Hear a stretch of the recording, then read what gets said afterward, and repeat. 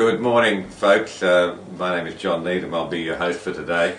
This is part 2 of the Danielcode video report for the 20th of May. Part 1 will already have been posted alongside, and in that we dealt with gold and the TO3 signals and trading gold for the last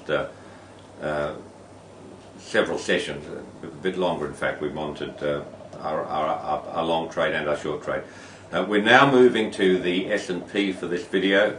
The charts are in the same document. We have one document of charts covering gold and the S&P. That's available in the link at the right of this video at YouTube or at the Danielcode website, www.thedanielcode.com. It's a PDF there that you can just click on the link and print out that document so you can follow along as we talk about the S&P here. We're picking up at chart 6, which is the chart start of the S&P charts that I want to talk to you about. We pick up here, first of all, the big outside bar on May the 6th, which was a Wednesday. We had a TO3 sell signal for that day that was elected the next day, the 7th, and that's that big gap up trade down outside bar, which was pretty fantastic for day traders, but fairly difficult for swing traders. We then had another sell on Monday, May the 11th, which is the day after the high in this particular structure. That gave you a fairly nasty entry with a gap down outside market hours, as these often do.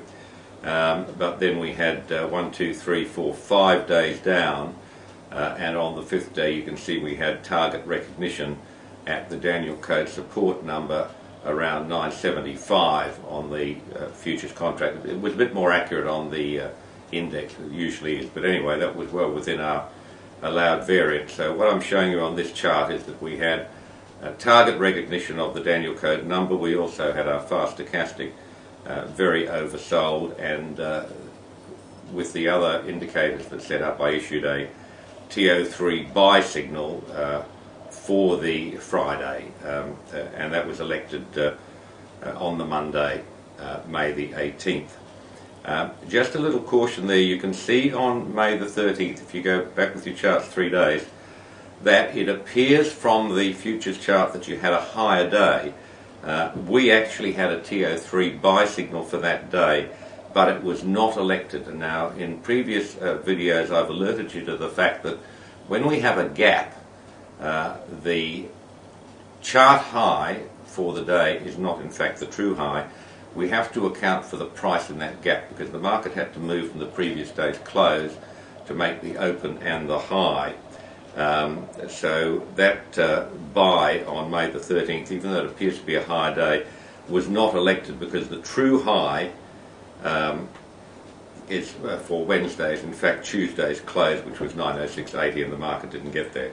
So that signal was not elected. So we stayed short all the way down from May the 11th, and then we had the buy signal for May the 18th, and that was duly elected and made about 24, 25 points close to close, and another 7 or 8 on the Tuesday. Now you couldn't have got all of that. There was about 27, 28 points, maybe a bit more, but you couldn't have got all of that with the gaps, but you could have got a good chunk of that, and trading is about making profits and putting them in your bank, so you should have done well out of that trade as well as the gold trade, which returned about $6,000 a contract.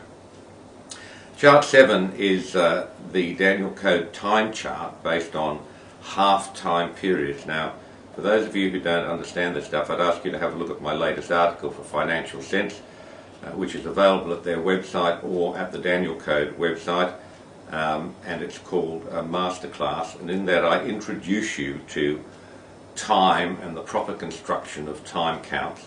There's some very specific rules in that article, and you may not like them, but they're factual, they're true, and they're what makes these things work.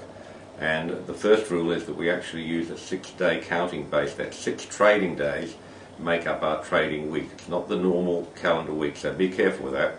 So if you had a trading week, for example, that started on Monday, it would run Monday, Tuesday, Wednesday, Thursday, Friday and Monday, and the next week would start at the following Tuesday and expire in the following Wednesday. So it's 6 trading days goes into a Danielcode week. If you don't get that base right, you'll be all at sea and your wave counts won't work.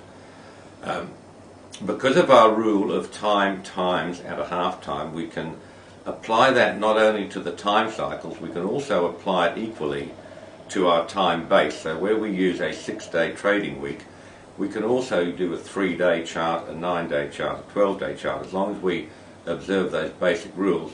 And you'll see that the time counts work exactly the same. Now we could, by halving the time, we should double the time counts, but you'll see that they work exactly the same.